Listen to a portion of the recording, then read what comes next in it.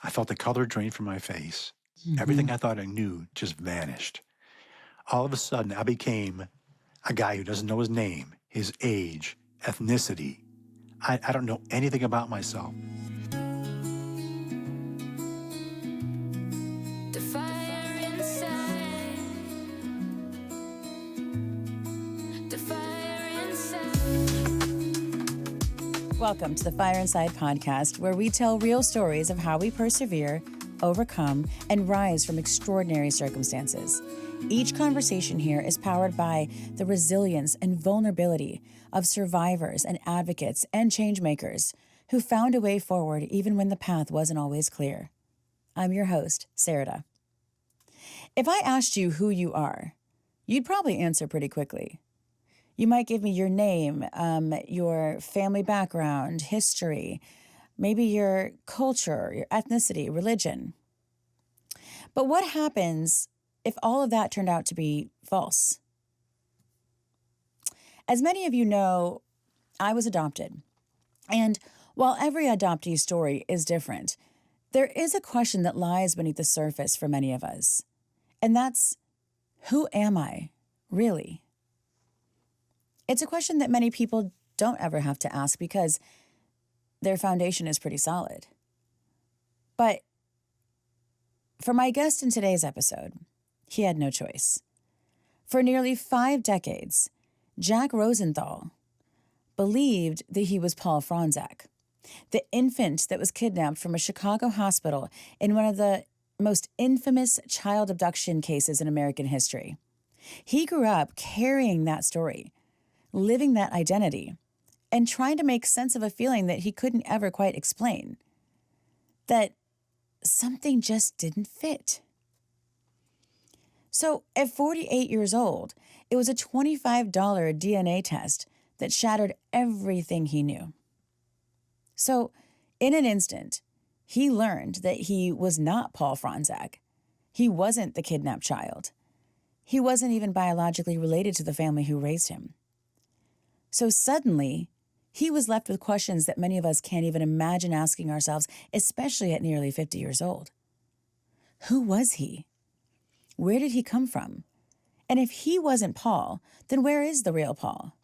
What began as a search for answers became a decade-long investigation spanning multiple identities, missing children, an HBO documentary, 2 books, a podcast, and a mission that still continues to this day. There's still things that Jack doesn't know. He doesn't know his exact age. He is a twin, and his twin's name is Jill, and he doesn't know where she is. Yet somehow, through all that uncertainty, he has found something that many people spend a lifetime searching for, and that is a purpose. This is The Fire Inside, and today you'll meet Paul Jack Fronczak. Hi, Jack. Welcome to The Fire Inside. How are you today? Hey, Sarada. Thanks for having me. It's good to see you again. Absolutely. Thanks for being here. It's an honor. You know, I have the pleasure of meeting people often who have challenges or traumas that I can relate to. But there's one thing that I've gone through that I have never met anyone that can relate to, that's gone through it in the same way that I did until I met you. You made a discovery that opened the possibility to another reality that you wouldn't discover until way later. So can you talk about that time at the age of 10 and where your reality was?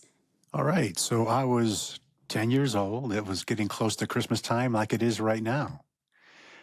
And I was snooping around the house for presents, which I don't do anymore because we give the presents.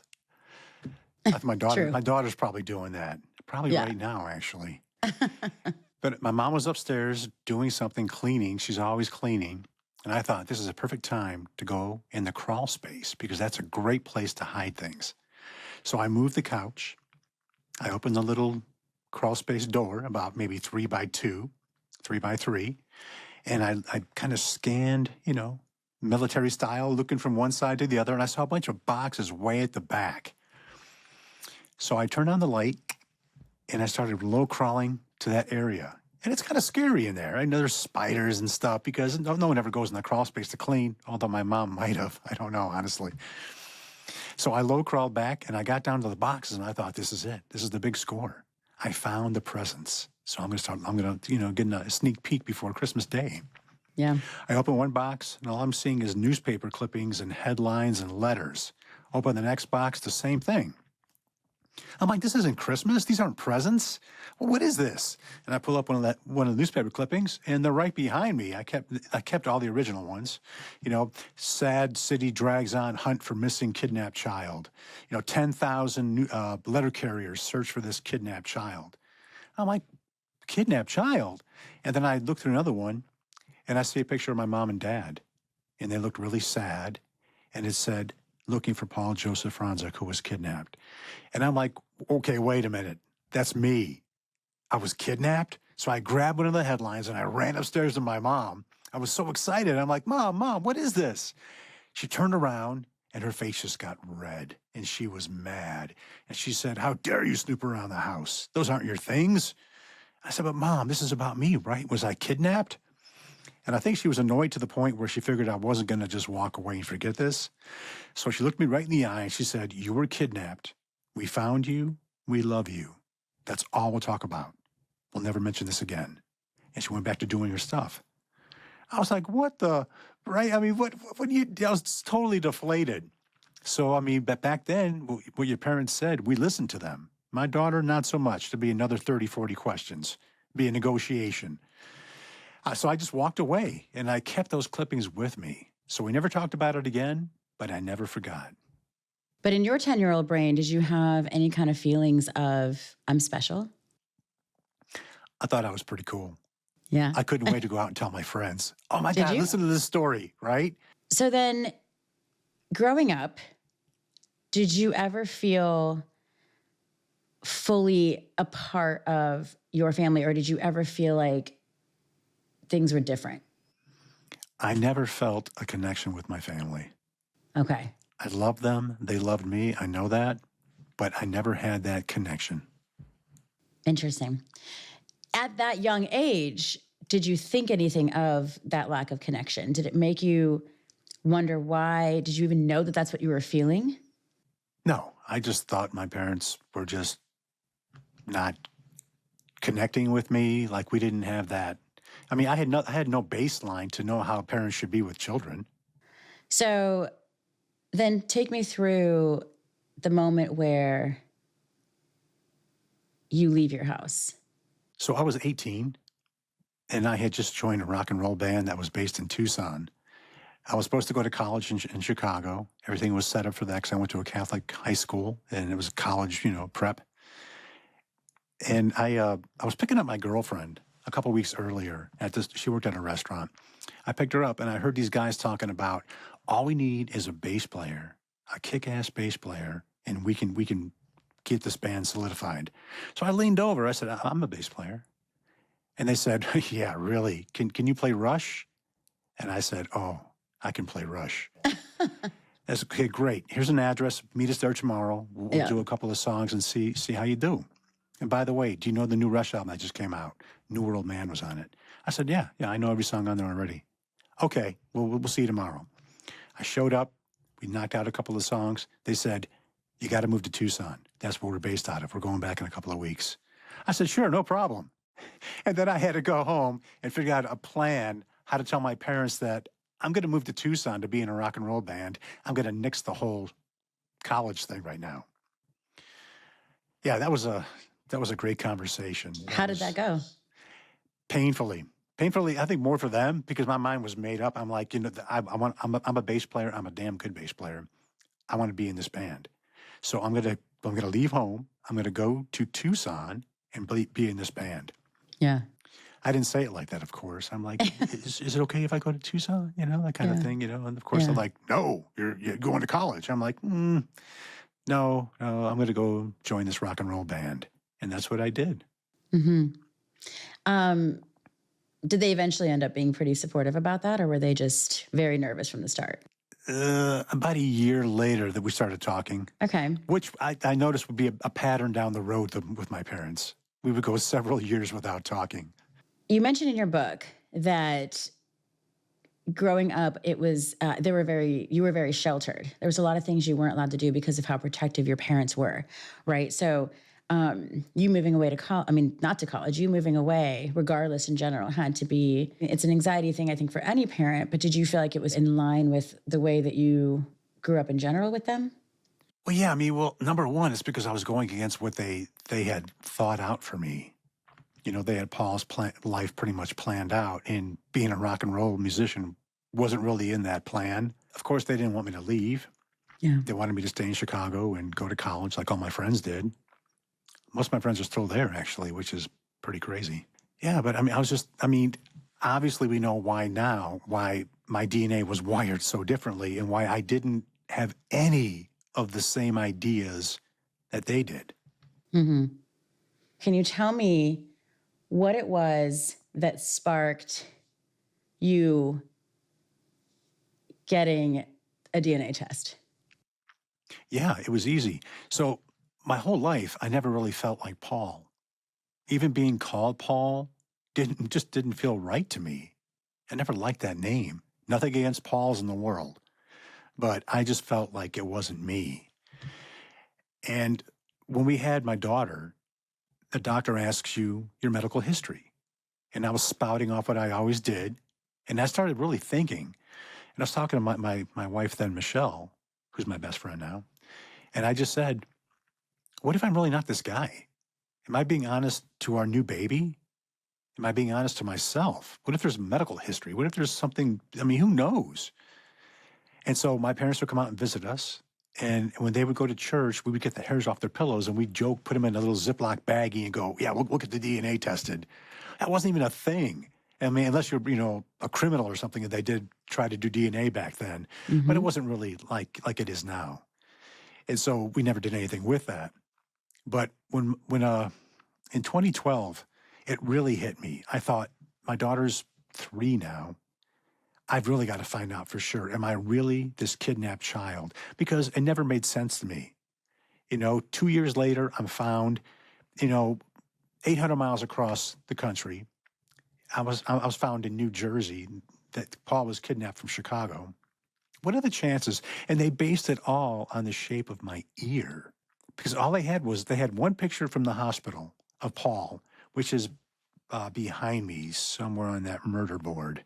Yeah. But they didn't do blood tests or footprints like everyone else does, but they took a picture of, side of his head and you can see his ear. So the FBI tested 10,000 other boys, and supposedly I was the only one they couldn't rule out based on the shape of my ear, which is insane. The blood tests didn't match up. They overlooked all that, but they said that it's the ear, so this is the kidnapped child.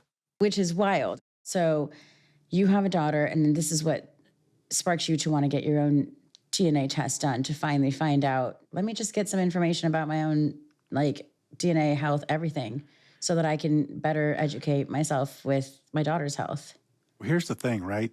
I wanted to find out if I was really my parents' kidnapped child, because if I wasn't, I wanted to find their kidnapped child, because they gave me a great life and they had this horrible tragedy happen to them.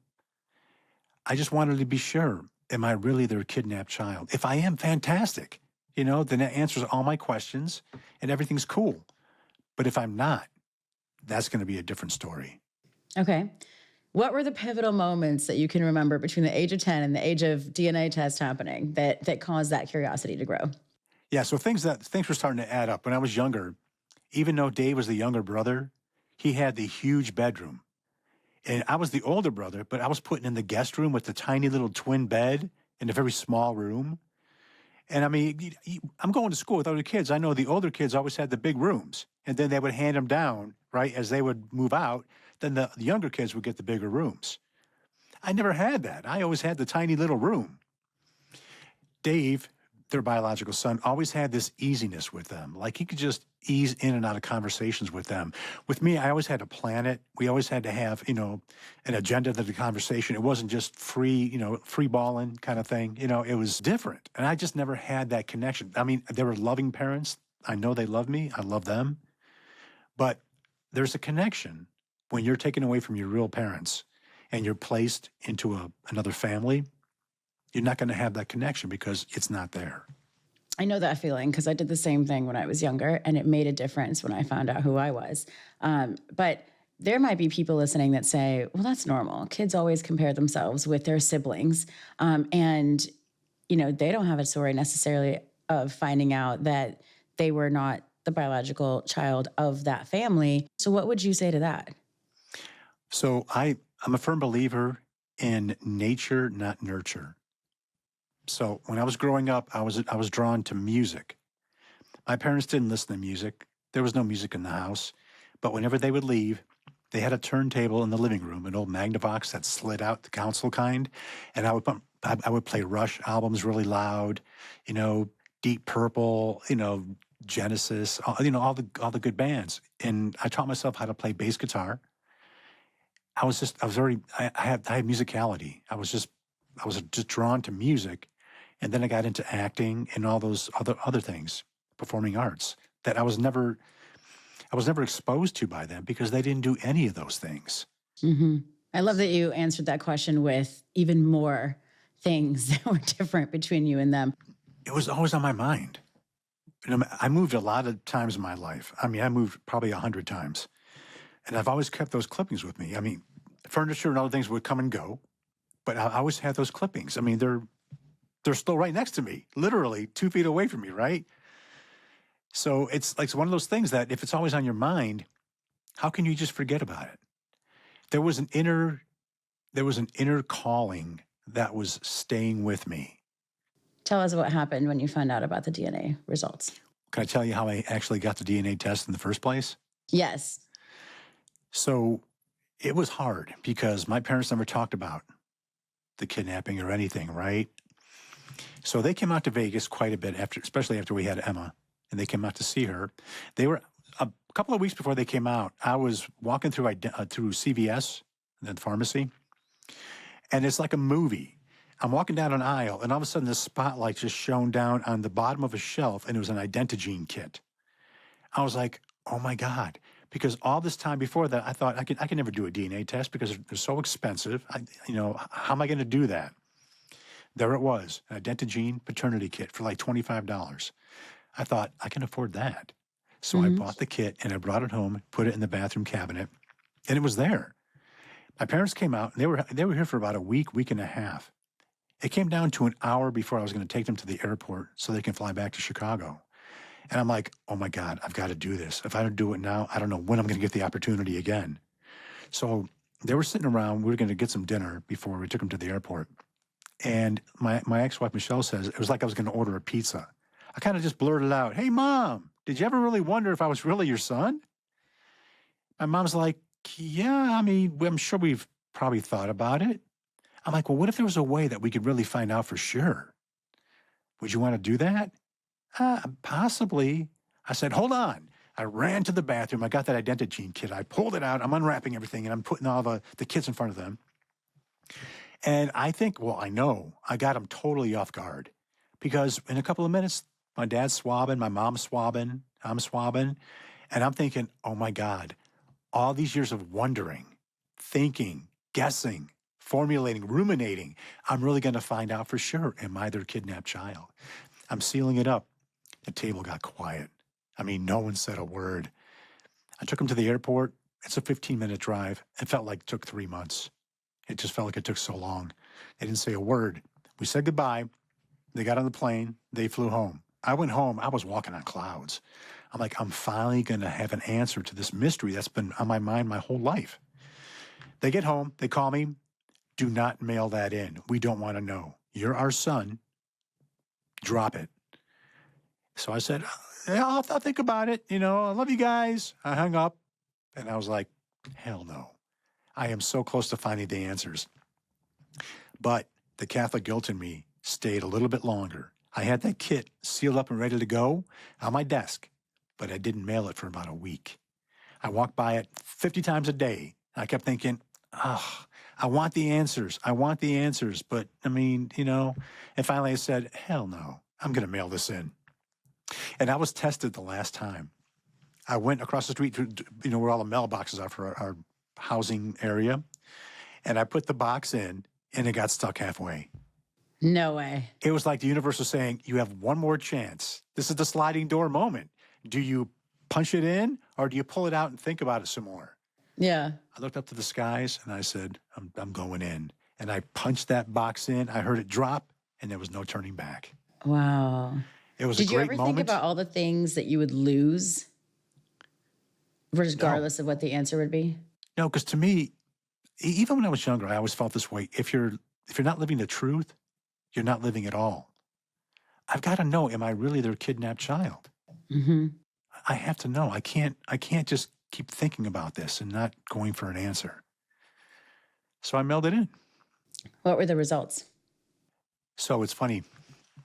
And they go to the Fronczak files I for love my that. information because there's dates and things I don't want to mess up. Yes. So I'm one of the OGs who did DNA back in 2012. It wasn't like it is now where you mail your stuff in, you get results in a week or two, and when you do it, you have matches all over the place and you solve your mystery and, over lunch. Yeah. I mailed in my kit on July 4th, 2012. I didn't get the results till October 15th. Wow. Yeah. I was at work and I got a phone call. So I took the call and the guy said, is this, Paul Fronczak? This is so-and-so from Identigene. Gave me a couple of password things I had, password questions, identity questions. And after I passed him, he said, there's no remote possibility that you're the son of Dora and Chester Fronczak. And even though I knew it my whole life, I knew it. But once you have someone telling you it's the hard, fast truth, I felt the color drain from my face. Everything I thought I knew just vanished. All of a sudden, I became a guy who doesn't know his name, his age, ethnicity. I don't know anything about myself. I always knew I wasn't a Taurus. I don't have any Taurus personalities at all. It's just those things that you know. But once he said it, I was like, all right, thank you very much. I hung up the phone and I just sat at my desk. I worked for a college and I'm glad they didn't check on me because they probably would have fired me. And then I called Michelle and I said, I'm not Paul. I have no idea who I am. And I'll never forget, she said, you know exactly who you are. You're my husband. You're Emma's dad. And even though that sounds great, it doesn't really help you in that time because as humans, we only have one thing, and that's our identity. And if you don't know what that is, what do you really have? No, that's very true. That's very true. I actually hear her response, and I 100% agree and understand your perception, right, of that moment because it's like, yes, you are Emma's dad, and yes, you are in that moment her husband, but that doesn't tell you who you are. Your identity isn't wrapped up in those roles. You have these questions of why am I the way I am? I mean, bouncing from job to job, moving all over the place, never feeling settled. What's the reason for that? There's got to be a driving force. Can you just briefly tell us the story of the kidnapping and when you learned it fully? So my mom, Dora Fronczak, had a baby in Michael Reese Hospital on April 26, 1964. On April 27th, when she had Paul for a feeding, this lady came in dressed like a nurse and told Mrs. Fronczak that the doctor had to see her baby. Mrs. Fronczak handed the baby over to the nurse. That nurse took the baby, walked out, went down a couple of flights of stairs, jumped in a cab, and vanished without a trace. Set off one of the largest manhunts in Chicago for anywhere next to the Lindbergh baby. My mom, the previous year, had a stillborn baby in that same hospital, in that same maternity wing. So now she was a mother twice with 0 children. That was something that, even if you watch the real news footage, you can just see the pain and the anguish and the tragedy of the whole event. Mm-hmm. By the middle of 1965, investigators had medically tested nearly 10,000 children across the country to see if any of them could be baby Paul. Yeah. And by testing, they meant the shape of the ears. What I found really interesting is when in the book you talk about the FBI agent, I think it was his daughter, right? That had confessed to you that he never really thought that they had found the real Paul, but everyone just kind of let it be. That was the police. The police. Yeah. Both from, admitted that. from New Jersey and from Chicago. Mm-hmm. Yeah. I actually got to speak with one of the FBI agents before he passed away, and then the family of both police. Wow. Yeah. As a matter of fact, the daughter from one of the police officers in Chicago sent me the original files, which I actually have in my file cabinet, of all the handwritten reports trying to find that baby. What happens next after you find out that you're not Paul Fronczak? I only had one thought in my mind. I wanted to find my parents' kidnapped child. That's all I was thinking about. I was like, they gave me the best life. The best thing I could do for them is to find their kidnapped child, bring him back to them so they can have closure. Mm-hmm. And I thought it'd be super easy. So I went home. This happened in like maybe, I know it was a couple days later, but on Saturday morning, I woke up and I told Michelle, I'm going to reach out to a reporter because we need to cast a wide net. We need to find this guy. I know he's out there. I'm a big X-Files guy. I love the X-Files. I've got X-File tattoos. I mean, and there was one reporter, George Knapp, who worked for KLAS TV here in Las Vegas. He cracked Area 51. You know, he does paranormal. He's a co-host on Coast to Coast AM, which I was lucky enough to do like 3 or 4 episodes with him. So I just sent him an email, like 3 sentences. This is what's happening. What do you think? He got back to me in like 15 minutes. I want to meet you. That Monday, we set up a time and I went down to the TV channel, the news station. We talked and we talked. He said, we need to get this on the air because we need to cast a wide net. Let's find this guy. This is an incredible story. After all that, he goes, don't you want to know who you are? I was like, I haven't even thought about that. I mean, yeah, that'd be a bonus, but I really want to find my parents' kidnapped child. Yeah, because honestly, that was mission. going to be my next question. It was, why was that the first mission when finding out who you are would be what anybody would want to do first?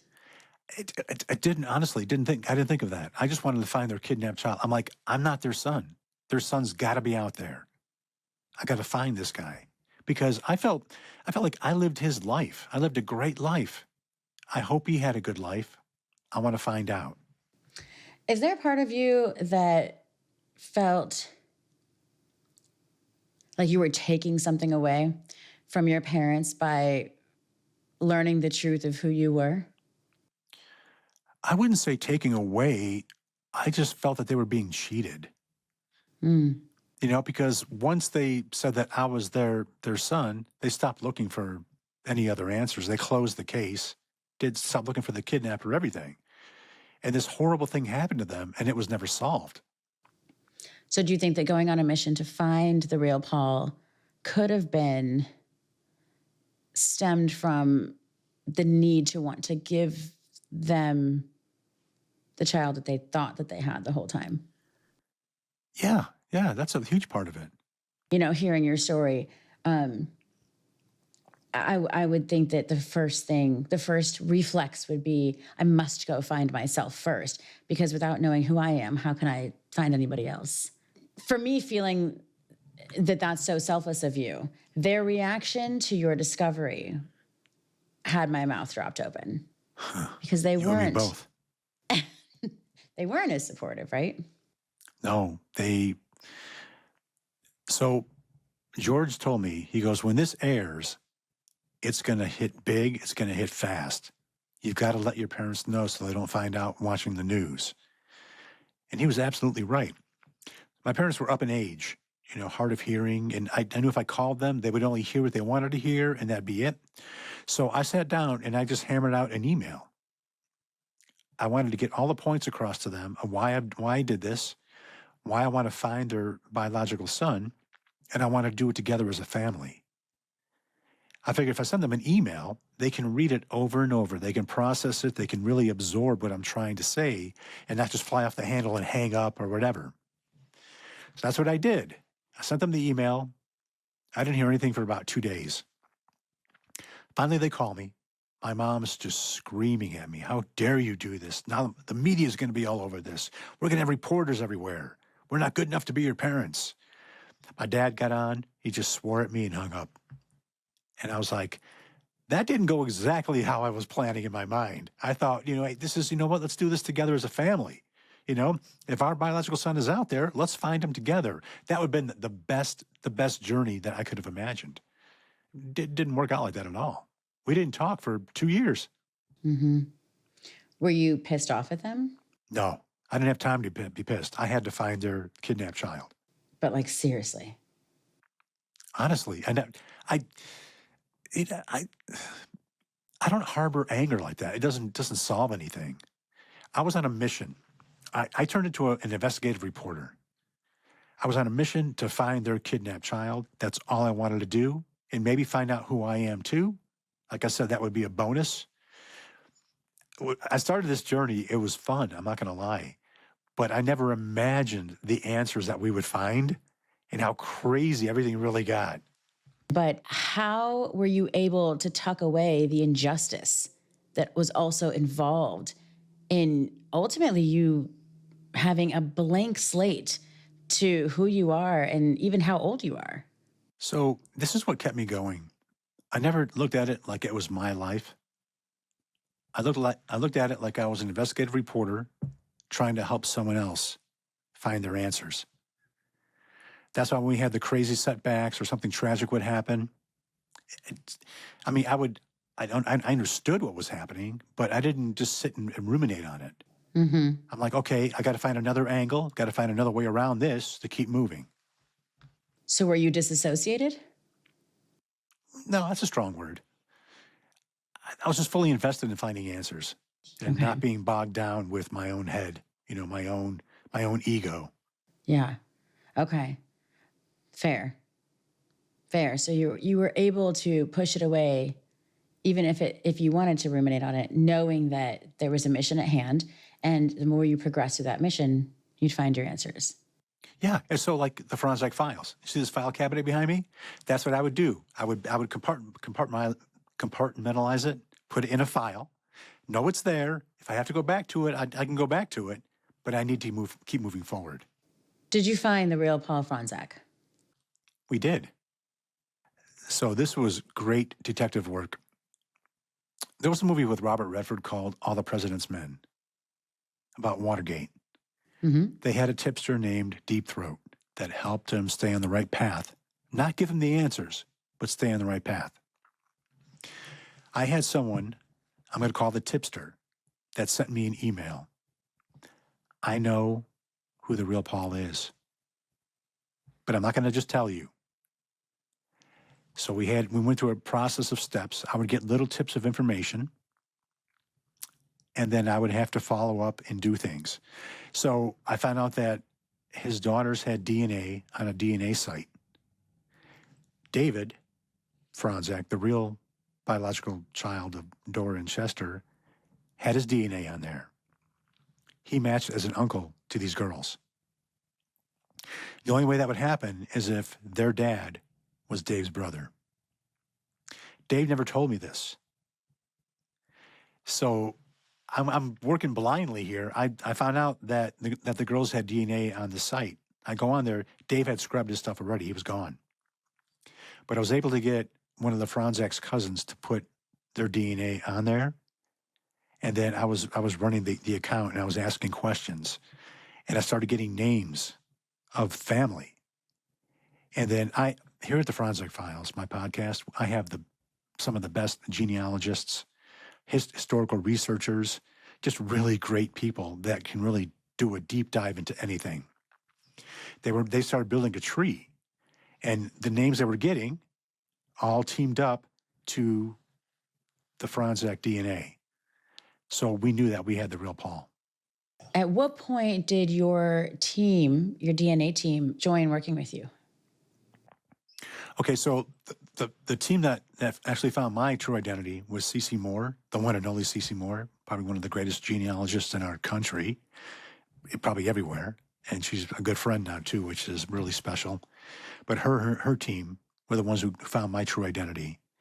And she also helped me find and build the tree for Paul, the real Paul. She reached out to me, you know, when this first happened, like George said, be careful what you wish for. It's going to be a shitstorm, right? Yeah. And I was getting, so George and I built this Who is Paul page on Facebook, which is still there. And people were just flooding it with tips, information, suggestions, opinions. So things would come in, and I would try to stay on top of them as best I could. But I'm still working a full-time job. I have a family. I'm trying to raise Emma.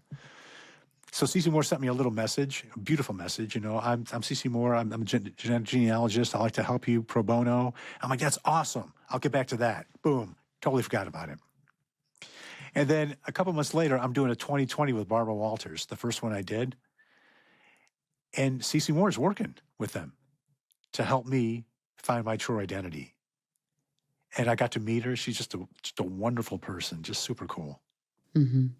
Who would have thought that out of that media burst would have come just such success and answers to your questions, even if it took years and a lot of moments that were misdirected pivots for sure. That being said, how did you ever lose hope? I never did. That's a good question. I never did. I didn't have time to think about that. I just, like I said, if something was a setback or something tragic happened. For instance, the very first match I had, okay, so when I first did my DNA, I didn't have any matches for months. So you find out that you're not who you are. You have no idea who you are, your identity, and then you put your DNA on a site and there's no matches. I mean, talk about feeling totally alone. And then I finally got a really close match, Alan Fish. And so it turns out that him and I were talking, and he was adopted. So once again, even when I had good news, it was always, 2 steps back. What are the chances of my only match being adopted? And he wanted to find his real family.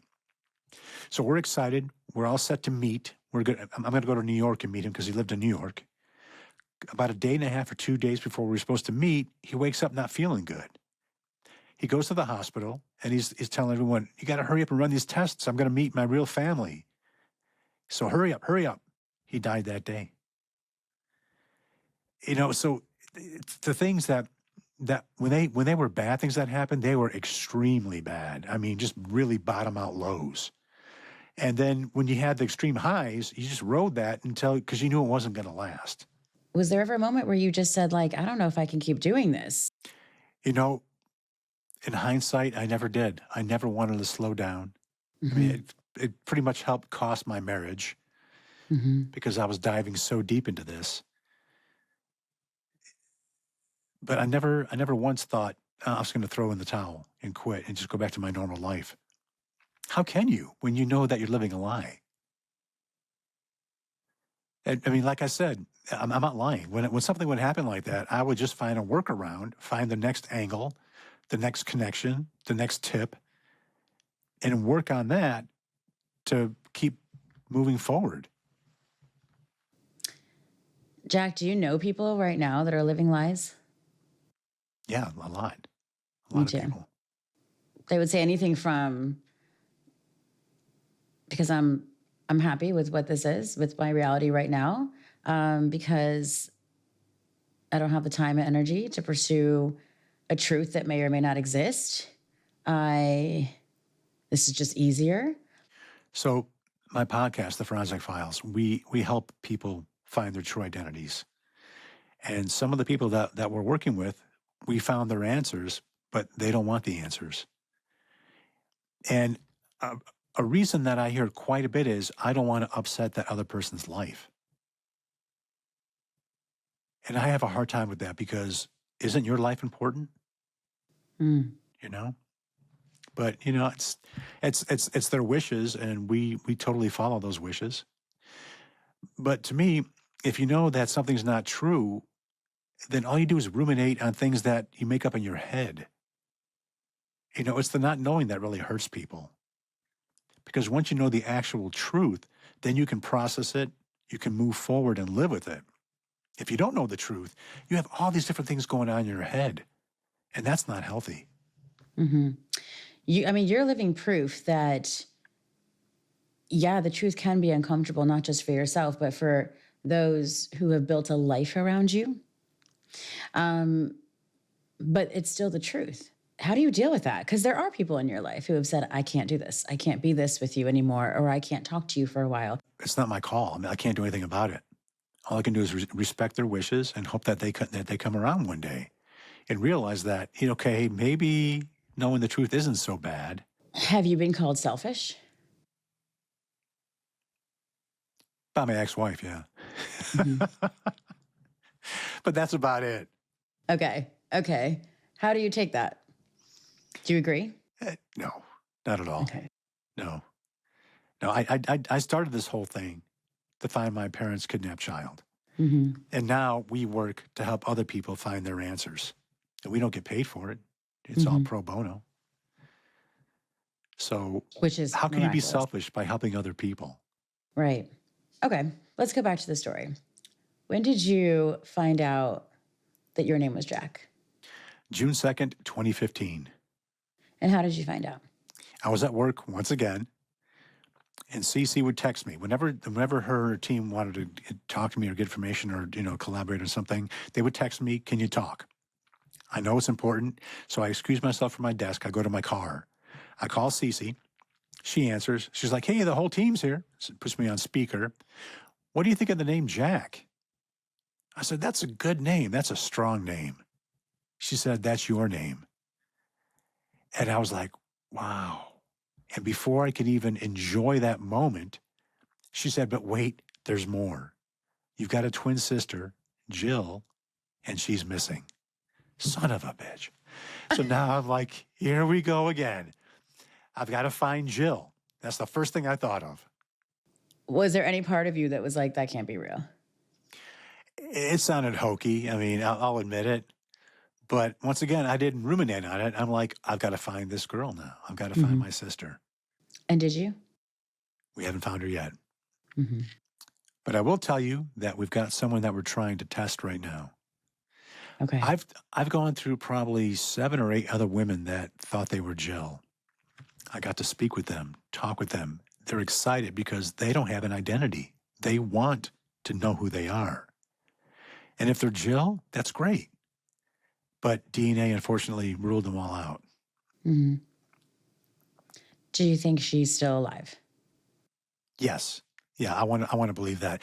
When I was standing over the grave that I dug in my grandma's backyard, thinking that I might find Jill's bones, and we found bones, when there was the guy Shane, he was a pool digger who helped me dig the hole because I started off in Atlantic City, and it was like 100 degrees out. I'm in pretty good shape, but I'm like, I'm not going to be able to do this all day. I saw this guy across the street digging holes. So I ran over there. I said, "Hey, if I give you $100, will you help me dig this hole?" "Yeah, absolutely. I do this for a living." Came over, jumped in the hole, started digging down, got down to the water because my grandma's house wasn't far off of the ocean, Atlantic Ocean, in Atlantic City.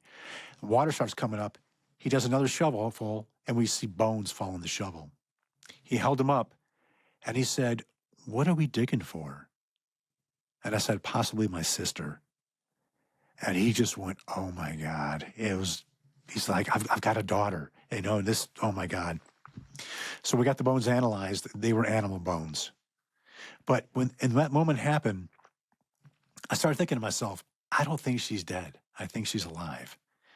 And I don't know if you believe in psychics. I believe in everything. I believe in trying every outlet. Yeah. I've talked to 3 different psychics. They didn't know who I was, but they all said there's a missing part of me that is out there alive. Meaning, I think my sister. She hasn't crossed over. Do you think that's a twin connection? If it is, I was never aware of it. Mm-hmm. Although I will tell you, about 6 months ago, I had a dream. I was sound asleep, and I felt hands on my shoulder turn me over super fast, like just rip me over. And I jumped up, and I swear it was a girl. And she said, find me. Poof, and she was gone. And that has stuck with me. I still think that could be maybe the connection, you know? Maybe we have a little empath thing going, whatever. But we're going to find her. Yeah. I mean, your instincts have been just so on point, to me at least, since day one. And the fearlessness that comes with that, the insatiable need to know the truth, X-Files driven or not, it's definitely in you. Well, the truth is out there. The truth is out there, absolutely. And you're living this real life X-Files, which you're not just living it, you are it, And what would you say, though, to people that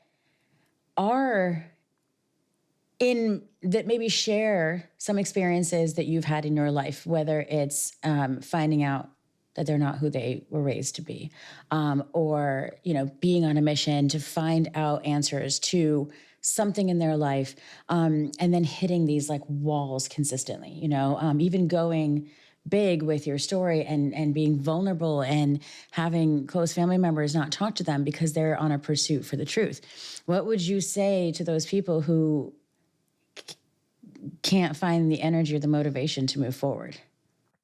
Okay, I'll tell you. I never set out to write a book, but people were writing in, your story's inspiring me. You should write a book to help inspire other people. Give them the inspiration to maybe start their own journeys. So my co-author Alex and I, we travel all over, and we did all these things. We knocked on doors, dug graves, got yelled at, and had doors slammed in our faces. But the important thing is you've got to be human. Like even Alex would tell me sometimes, you've got to be human. You've got to actually experience these emotions. Yeah. But I would tell anyone that's looking for the truth, it's not going to be easy.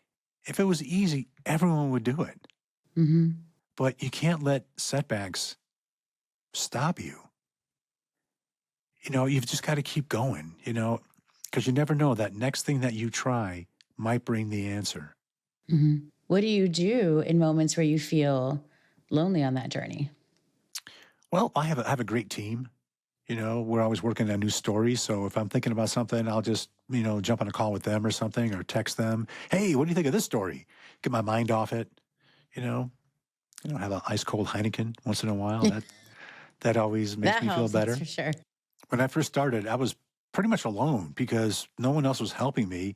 My wife then didn't really want to talk about it, so I really didn't want to bog her down with that stuff. So I just internalized a lot of it, and I would just, think of different avenues to go, different things to, to investigate, things like that. Cece and her team were great. And then doing interviews, and I've done a lot of interviews like Jeremy Vine in the UK. I did some Australian shows, some shows in Ireland. Just knowing that I'm inspiring other people to start their own journeys really helped a lot too. Like it was therapeutic for me. So there's a lot of different avenues that you can take instead of just sitting in a room going, oh, my life sucks. Yeah. No, it's true. I mean, one of your ideologies for sure is anything is better than living a lie. And then later on, you say there's a cost to learning the truth, and it can be very high. I have lost things I can never get back, and I've been hurt, and I have hurt people I never wanted to hurt. From the outside looking in, the cost may strike some people as simply too great to bear. Yeah. What made it not too great for you to bear? Once again, I was the investigator.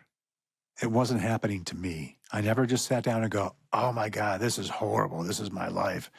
I was like, okay, I've got to find another way around this. And I'm that way today. What do you hope the number one thing is that people get from hearing your story? Number one, I hope that if someone is struggling with identity, or they know someone who doesn't really know their background or who they really are, that this might give them the initial kick to get started, to know that you're not alone, and that you can find answers. You just have to look for them. Like with the Fronczak files, we always say leave no stone unturned, and a shovel is like our family, bear arms, whatever, our family arms, right? And it's just shovels, because we're always digging, and that's how you find answers. That's amazing imagery. Yeah. How would you advise that one could fight that fear of what they may find? You just can't ruminate on the fear. You've got to think about, you have to think the long game. Why am I doing this? Find the why, and then you'll find your reason. Mm-hmm. That's really good advice. And also That should be on a takes you t-shirt. out of, yeah, honestly. Because it pulls you out of the micro, I think, perspective of, fear will stop you. I also would love to know, once you learn things about yourself, once you find the truth, and it's quite uncomfortable for you, how do you accept these truths about you? I find it exhilarating because it explains like why I am the way I am. It really helps with that. It helps moving forward because it's all the unanswered questions that really mess with you. But once you have an answer, then you can move forward because you know why. Mm-hmm. And it's funny because the more answers you find, the more questions are raised. Absolutely. I started this journey in 2012, and my team and I are just still finding out stuff just a few days ago about my case. We're still finding things. And it's exhilarating. Like I said, it's exciting. I mean, we're going to find the kidnapper of Paul. We're going to find out more about why I was abandoned. We're going to find Jill. So there's so much more to come. There's stay so much tuned. more to come. And you're right. It's exhilarating for me too, because I'm dying to hear the answers to all of these. What would you say is the most disappointing truth that you've learned? The fact that Jill and I were so neglected and abused by my biological parents before they abandoned me, and hopefully they abandoned Jill. I think it's really sad that I even have a twin sister that's missing. Mm-hmm. It was bad enough that I was missing. I mean, technically, I'm still a living John Doe because I really don't have my true identity. I haven't claimed it legally. Interesting. So legally, you're still Paul Fronczak. Yeah, and Paul passed away. Okay. What was the most fulfilling truth that you've learned? Oh, so many. I mean, the fact that we found the real Paul, the fact that I found my identity, the fact that I got to meet biological family. My cousin Lenny, who has since passed away, I got to play bass in his band, hang out with him. I got to watch him box, and he's in my film, The Lost Sons. He was a boxer, back in Philly in the day, so he was doing some boxing stuff. He was in his 80s, So the truths were just off the charts. Yeah. Wonderful. Mm-hmm. Anytime you find a truth, it's a good thing. Absolutely. Yeah. What's your number one goal? My number one goal? To find Jill and help as many people as we can find their identities.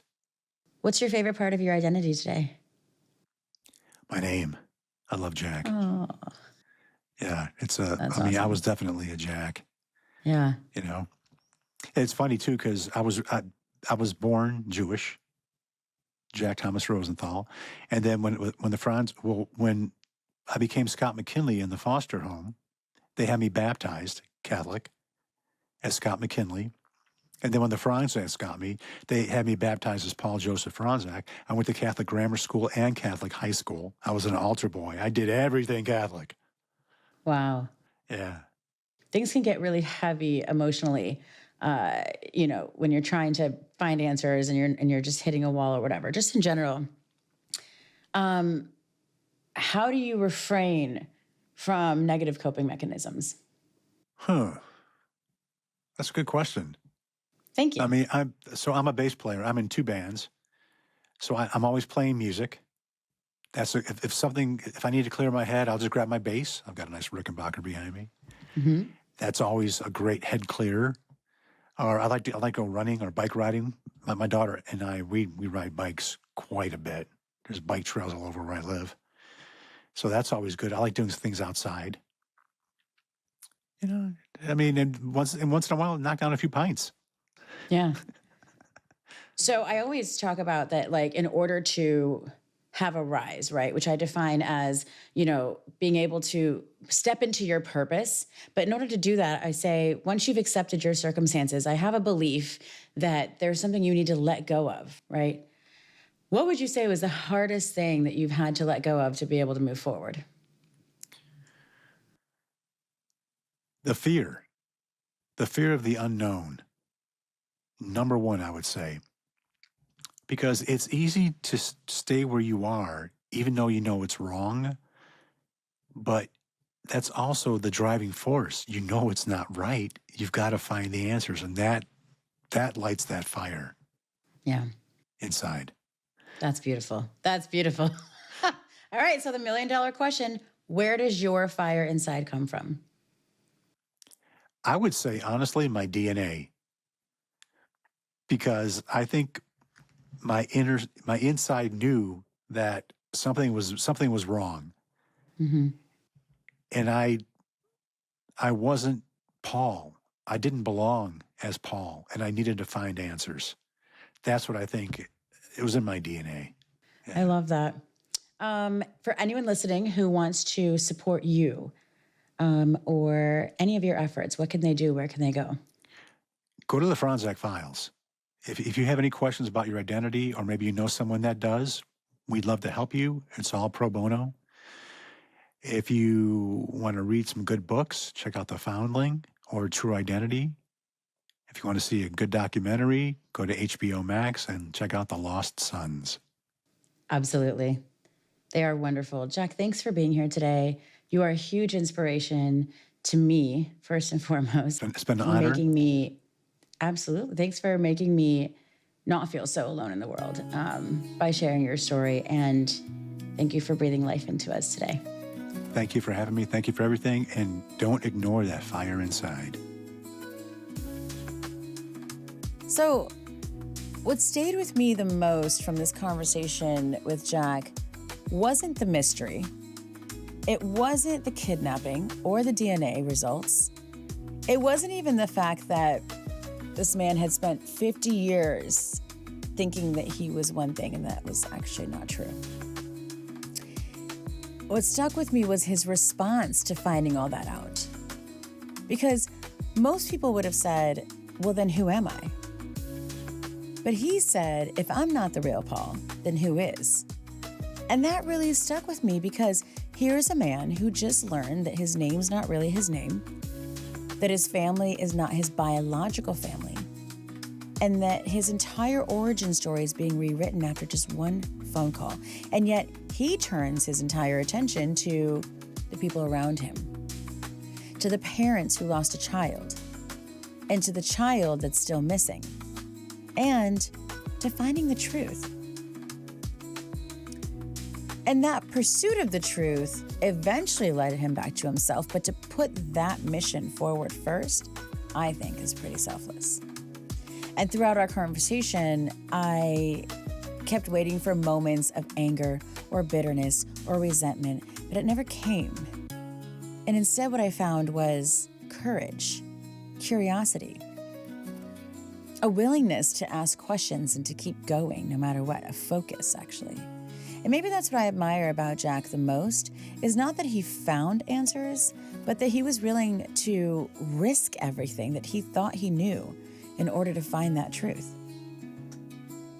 Even when that truth was uncomfortable, even when it cost him relationships, and even when it created more questions than answers, which is infuriating. And there are still pieces to Jack's story that are unresolved. Like the sister that he hasn't found yet, who he's still looking for. And parts of his own history that remain unknown. But listening to him reminded me that our lives are not built off of certainty. They're built out of courage. The courage to ask the hard questions and to follow the truth wherever it leads. And the courage to keep moving forward, even when the ending hasn't been written yet. This is The Fire Inside. Until next time. The fire inside.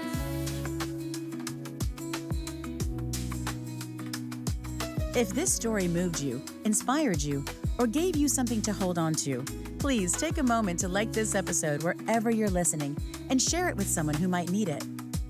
You can stay connected with us on Instagram at The Fire Inside Podcast for behind-the-scenes moments, upcoming guests, and continued conversations about what it takes to persevere, overcome, and rise. And if you're watching on YouTube, don't forget to like, subscribe, and turn on notifications so you never miss another story. Thanks for listening to this episode of The Fire Inside. I'm your host, Sarada, and I want to take a moment to recognize the team that brings these stories to life. This podcast is produced by Andrea Denise Johnson, Stacy Young, and myself. Edited by Brad Phelan and Vedika Parekh. Mixed and mastered by Martin Stebbing. With set design by The Pink Hammer. Original music by Mark Batson. And production services from local astronauts. Truly a dream team. And together, we want to remind you that whenever you're faced with a challenge, you can quiet the noise and listen to the fire inside of you.